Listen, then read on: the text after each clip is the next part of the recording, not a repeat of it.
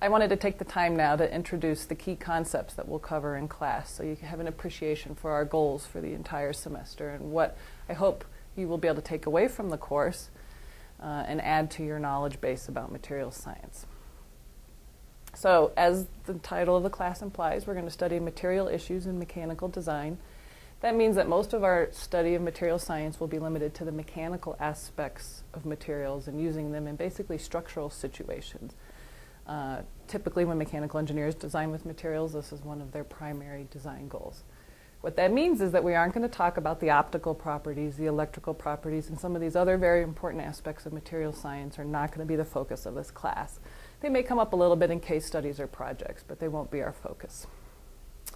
In a way, this class is meant to follow an introduction to material science class that you may have taken as an undergraduate student, where you probably learned the basics about the structure-function relationships of materials and the different classes of materials: metals, polymers or plastics, ceramics, composite materials, and semiconductors.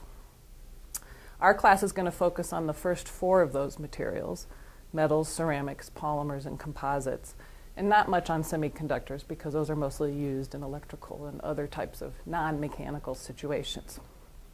In particular, we're going to go through 10 units in the course of the semester where we'll focus on different aspects of material use in mechanical design.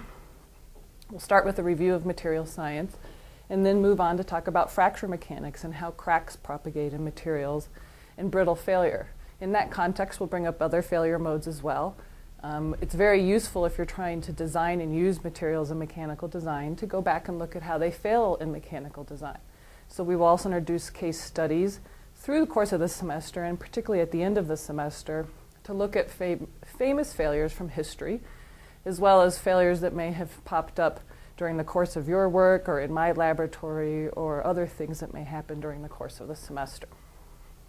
After we talk about fracture mechanics, we'll move on to talk about stress concentrations and how to design around stress concentrations.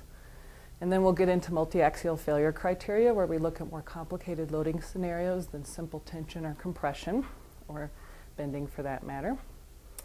After multi-axial failure, we'll talk briefly about high strain rates and some of the unique aspects of material behavior that occur when loading rates are very high or fast. We'll then spend a considerable amount of time on the subject of fatigue and basically the cyclic use of materials and how they fail differently when they're loaded over and over and over again rather than under a single loading scenario.